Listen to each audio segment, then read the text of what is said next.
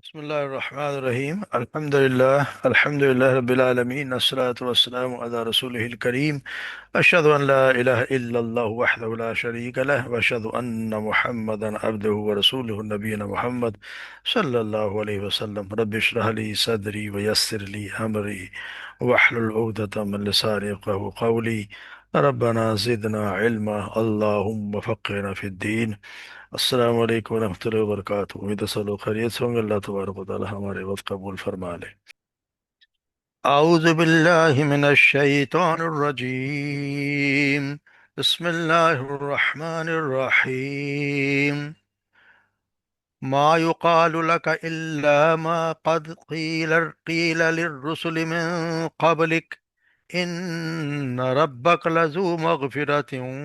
وذو عقاب عليم ولو جعلناه قرآنا أعجميا لقالوا لولا فصلت آياته أعجمي وعربي قل هو للذين آمنوا هدى وشفاء والذين لا يؤمنون في آذانهم وقر وهو عليهم عمى أولئك ينادون من مكان بعيد ولقد آتينا موسى الكتاب فاختلف فيه ولولا كلمة سبقت من ربك لقضي بينهم وإنهم لفي شك منه مريب من عمل صالحا فلنفسه ومن أساء فعليها وما ربك ظلام للعبيد۔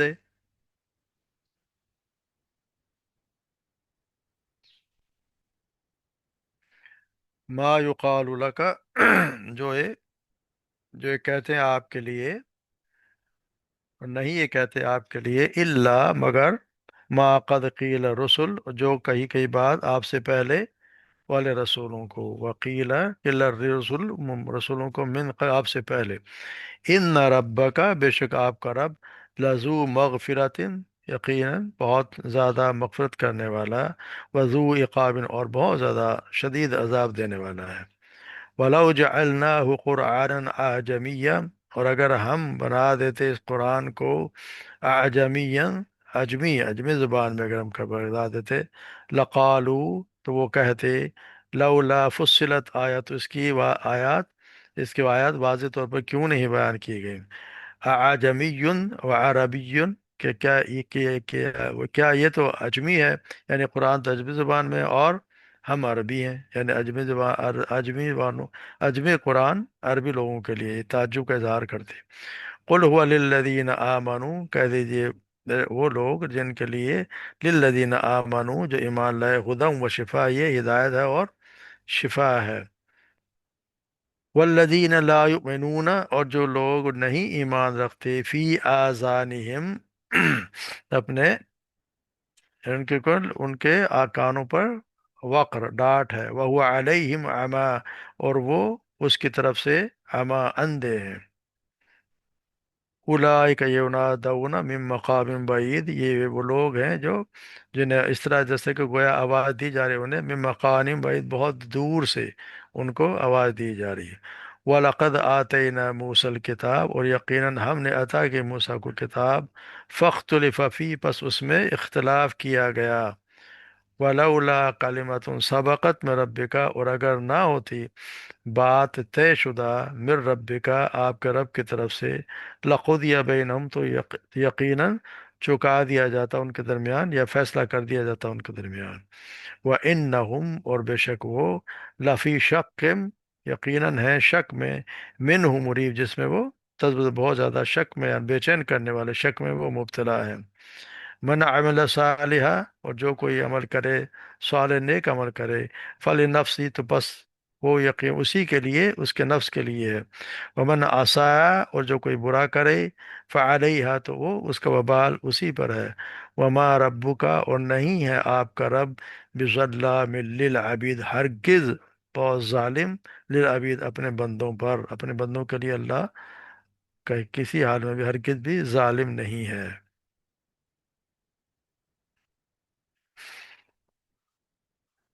تو یہاں یہ مشرکین مکہ کے بارے میں کہا جا رہا ہے، یہ پہلی بات میں تو جیسے ہم، یہاں آپ صلی اللہ علیہ وسلم کو اصل میں تسلی دی جا رہی ہے، ما یقال لک الا قیل، کیونکہ آپ صلی اللہ علیہ وسلم کو یہ جو کچھ بہت کچھ کہا کرتے تھے،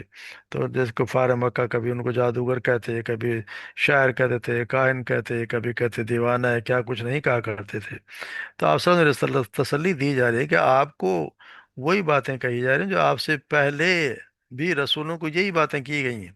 یعنی آپ پریشان نہ ہو، یہ ہمیشہ سے عادت رہی ہے کہ رسول جب بھی آتا ہے تو اس کو ایسے ایسے ناموں سے پکارا جاتا ہے، اس کو جھٹلایا جاتا ہے، نہ ہی آپ جو ہے کوئی پہلے رسول ہیں جن کو جھٹلایا گیا ہے، اور نہ ہی آپ پہلے رسول ہیں جن کو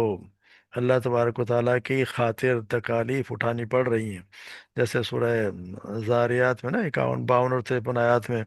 جس کا ترجمہ ہے کہ اسی طرح ان لوگوں کے پاس جو اس سے پہلے تھے کوئی رسول نہیں آیا، مگر انہوں نے کہا کہ یہ جادوگر ہے یا دیوانہ ہے۔ کیا انہوں نے ایک دوسرے کو اس بات کی وصیت کی ہے؟ نہیں، بلکہ خود ہی سرکش لوگ ہیں،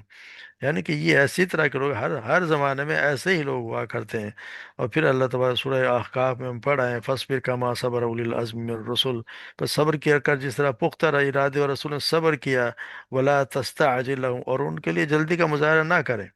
یعنی یہ اس طرح کے ہمیشہ باتیں کرتے رہے ہیں۔ اور پھر اللہ تبارک و تعالیٰ کرے ان ربک لذو مغفرت وذو، اور اللہ تبارک و تعالیٰ یہ اپنے صفات ہے کہ اللہ تبارک و تعالیٰ پھر بھی بہت زیادہ مغفرت کرنے والا، یعنی اس طرح کی باتیں کر کے رسولوں کو تنگ کرنے کے باوجود بھی، کیا کیا نام اور کتنا تنگ کریں، انکار کریں، اس کے باوجود اگر اب بھی یہ توبہ کر لیں تو اپنے رب کو، آپ کے رب کو یہ مغفرت کرنے اور معاف کرنے والا پائیں گے۔ اور آج تک بھی اللہ تبارک و تعالیٰ جو ان کو سزا نہیں دے رہا ان کے سب کچھ کرنے کے باوجود، تو وجہ یہ ہے کہ اللہ تبارک و تعالیٰ بہت زیادہ مغفرت کرنے والے ہیں۔ وضو عقاب علی، اور اگر یہ بات نہیں مانتے، اگر اس پہ ڈٹے رہتے ہیں اور اسی پہ اگر ان کی موت آ جاتی ہے، تو پھر اللہ تبارک و تعالیٰ بہت زیادہ سزا دینے والے میں بھی، اللہ تبارک و تعالیٰ بہت زیادہ سزا دینے میں بھی سخت ہیں۔ تو دونوں باتیں، اللہ تبارک و تعالیٰ مغفرت کرنے والے بھی ہیں اور بہت زیادہ سزا دینے والے بھی ہیں۔ پھر اللہ تبارک و تعالیٰ ان کی ایک اور بات بتا رہے ہیں، ان کی مکہ والوں کی، کہ ہم جیسے پڑھا ہے نا سورہ کے شروع میں کہ رحمان کے رحیم کی طرف سے ایسی کتاب نازل کی جس کی آیت کھول کھول کے بیان کر دی گئی ہے، یہ عربی قرآن ہے، کیونکہ عربوں پہ نازل ہو رہا تو عربی قرآن ہے۔ اور مشرکین مکہ کا تو یہ حق تھا کہ وہ اپنی زبان میں اترنے والی عربی کی ایک عربی کتاب کو سنتے، اس پہ غور و فکر کرتے، اس کو مان لیتے، تو ان کو اس کے نتیجے کو ایمان کی دولت بھی نصیب ہو جاتی، مگر انہوں نے اپنے زبان ہونے کے باوجود اپنے قانون اپنے آنکھوں کو بند کر لیا۔ تو یہاں کہا جا رہا ہے کہ وَلَوْ جَعَلْنَاهُ قُرْآنًا عَجَبِيًّا، یعنی کہ پھر یہی بات رہ گئی کہ پھر قرآن، کیونکہ قرآن کو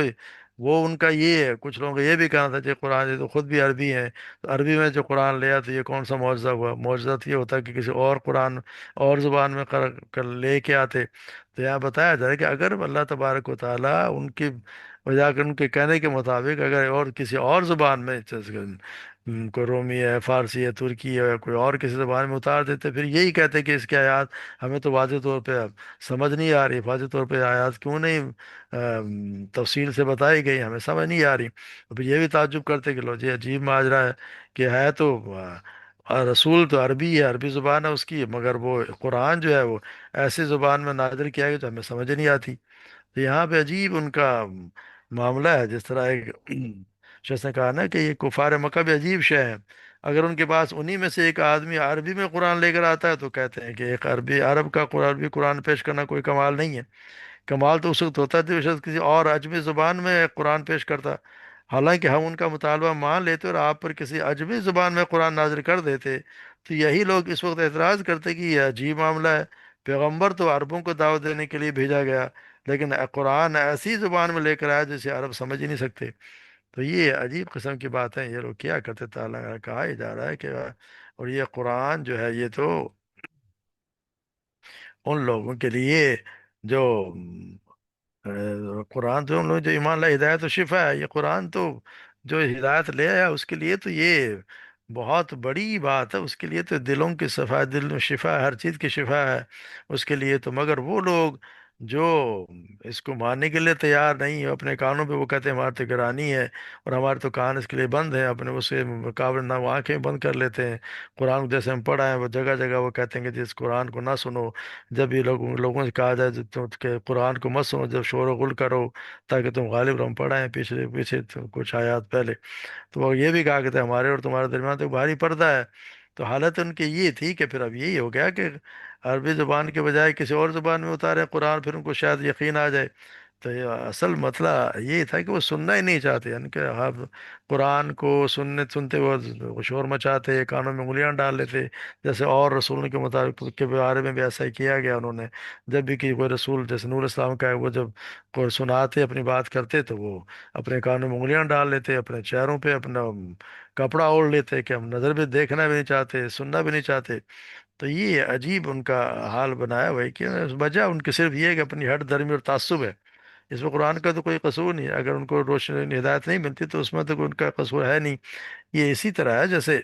एक आदमी को किसी दूर से आवाज़ है, इसकी मिसाल इसीलिए दी जा रही है कि ये रास्ता ही है कि जैसे किसी शख्स को दूर से आवाज़ दी जाए तो समझता नहीं है, पर क्या असर होता है, हाँ कोई शख्स बोल रहा है, यानी असर था वो कोई बोल रहा है मगर उसको समझ नहीं आती बात। तो असल में भैया तासुब सुनना चाहते ही नहीं कि उनके लिए उनका हमारे आवाज़ भी आए। उलाए युनादऊना मिन मकाम में, ऐसा जैसे कोई बहुत दूर से कोई उनको आवाज़ दे रहा है, तो वो उसके गुफ्त को ना सुनने की कोशिश करते हैं ना उनको सही समझ में आती है। तो इसी तरह बताया गया है कि वलक़द आतैना मूसल किताब, वह बताया गया इसी तरह मूसा को जो हमने किताब दी तो उसमें भी इख्तलाफ किया गया। यानी कि ये लोग जो आज आप कोई नई बात नहीं है, यानी कि इनके हमेशा से इन लोगों की आदत रही है कि इसके पहले मूसा अलैहिस्सलाम पर जो तौरात नाजिल की गई तो लोगों ने उससे मानने और मानना, उसके मानने और ना मानने में इख्तलाफ किया। इस तरह अगर ये कुफार मक्का कुरान की मुखालफत कर रहे हैं तो आप क्यों परेशान होते हैं? ये तो हमेशा से ऐसा ही होता चला आ रहा है। और ये फिर बता दी कि अल्लाह तबारक व तआला ने कि अगर हमारा ऐसा ना हो तो अल्लाह खलिमात सबक़त में रब का, अगर तेरे रब की ये फैसला पहले से ही बात ना तय होती तो फिर उनका दरमियान फैसला कर दिया जाता। तो बात तय होने से मुराद ये है कि एक तो अल्लाह तबारक व तआला की ये होता है कि इनको हमने बहुत ढील देनी है, कि इस वक्त तक ढील देनी है जब तक इनमें कुछ लोग ऐसे हों जो ईमान ले आए। तो ये भी एक अल्लाह तबारक को वक्त देना हो, तो फिर हम देखते हैं कि उनकी नस्लें भी ईमान ले आए, तो अल्लाह तबारक व तआला की ये भी अल्लाह तबारक व तआला के फैसले होते हैं कि हम उस वक्त तक ढील देंगे जब तक उनमें कुछ लोग होंगे जो ईमान ले। और हम देखते हैं कि बहुत से लोग बाद में जंगों के बाद भी, हालांकि कुफार की तरफ से जंग लड़े और फिर उसमें से वो मुसलमान भी बन गए और बहुत बड़े ज़बरदस्त सहाबी भी बने। तो इसलिए ये अगर इनका ये ना तय किया होगा तो उनकी पैदा वाली नस्ल मुसलमान होंगी और इस्लाम का आलम बुलंद करेंगी तो उनका किस्सा तमाम कर दिया जाता। मगर ऐसा नहीं है, अल्लाह तबारक व तआला ने एक मौका दिया। और दूसरा ये भी है कि अल्लाह तबारक वक्त रखा है कि यहाँ हम इनसे यहाँ इनसे इम्तिहान नहीं लेंगे, इम्तिहान हमने ये आगे जाके उसका फैसला जो अल्लाह तबारक व तआला ने क़यामत के दिन के लिए रख छोड़ा है। ये क़यामत के दिन हम फैसला कर देंगे क्या कुछ करते रहे हैं। तो यहाँ अल्लाह तबारक यहाँ तो मोहलत दी है और यह इम्तिहान की जगह है। तो जहाँ अल्लाह तबारक व तआला ने एक कहते हैं ना अजल मुसम्मा के जो वक्त मुकर्रर तक अल्लाह तबारक व तआला ढील देता है, और ये अल्लाह का एक फ़ैसला है उसके लिए। तो अगर ये ना होता तो अल्लाह तबारक व तआला आगे फैसला कर देता। और वह उनका हाल ये इन्नहुम लफ़ी शक्क मिन्हु मुरीब, और ये एक शक में है जो इज्तराब करने वाला एक शक है इनके ऊपर। यानी ऐसा नहीं है कि ये कोई बहुत ज़्यादा इनको कोई यकीन ही नहीं है, बिल्कुल ही ये शक में पड़े, ऐसा नहीं है। ये है असल में इनके लिए कि इसमें इनको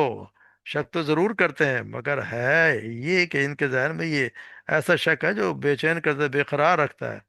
तो यहाँ बात है कि आप जैसे आप सल्लल्लाहु अलैहि वसल्लम को दलील और हुज्जत पर अपनी दावत ने उनके असल में दिलो दिमाग में हलचल मचा दी थी।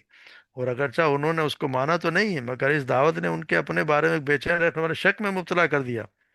अगर वो अपने आबा अजदाद की तकलीद उसमें ना होती और ये ना कहते कि हमारे आबा अजदाद इसी पे चलते रहे हैं और हमारा बे कारोबार का क्या बनेगा, तो फिर तो ये ले आते ईमान और यकीन की ठंडक उनके अब ये इत्मीनान हासिल कर ले तो ईमान ले आते। मगर इस पर ये शिरक पर तो, शिरक पर भी आप दुआ से देखे तो शिरक पर तो ना तो मुतमिन थे और ना उनके पास कोई अकली या नकली दलील थी। مگر پھر بھی ان کا آوہ تقلید کی وجہ سے شرک کو چھوڑ کر توحید کی راہ اختیار کرنے میں ان کو مشکل ہو رہی تھی۔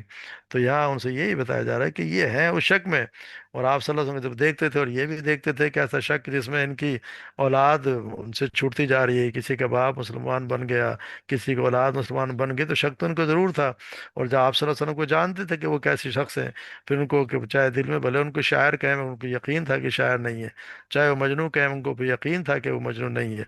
آپ ان کو بعد میں جھوٹا کہیں، مگر ان کو یقین تھا کہ جس شخص نے 40 سال تک کبھی جھوٹ نہیں بولا، اور ان کے خود کے درمیان وہ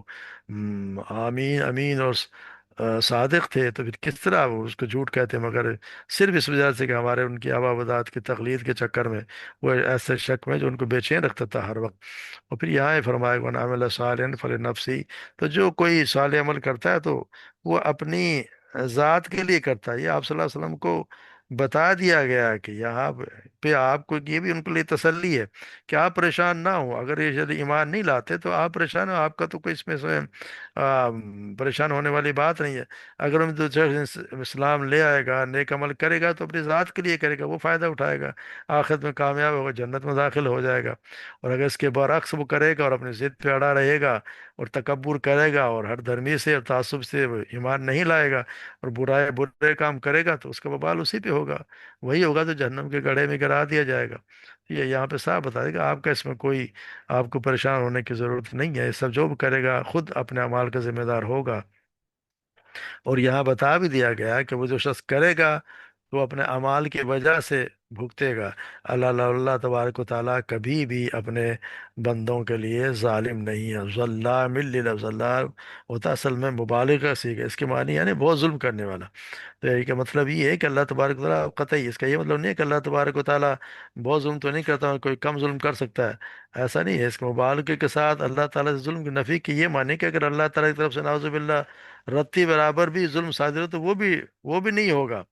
یعنی کہ اللہ تبارک و تعالیٰ کی طرف سے ممکن ہی نہیں ہے کہ اللہ تبارک و تعالیٰ کوئی، کیونکہ یہ مبالغے میں کا بھی اس میں بھی جو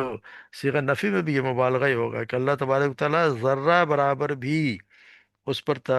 کسی اپنے بندوں پر ظلم کرنے والے نہیں ہیں۔ اللہ تبارک و تعالیٰ تو انصاف کرے گا، بلکہ ہمارے ساتھ تو ہم تو یہ چاہیں گے انصاف نہ کرے، بولے مسلمان ہوں جتنے بھی ہوں گے ہمارے ساتھ، تو اللہ تبارک و تعالیٰ اپنا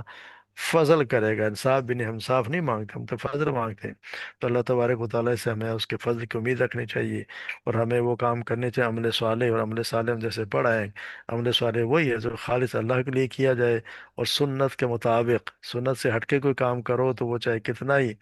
اس کو اچھا سمجھا جائے مگر وہ عمل صالح نہیں ہے۔ اسے اللہ تبارک و تعالی ہمیں بھی صحیح عمل کرنے کی توفیق عطا فرمائے، اور ہمیں بھی ان لوگوں میں شامل کر دے جو آخرت میں کامیاب ہوں۔ وما علینا الا البلاغ۔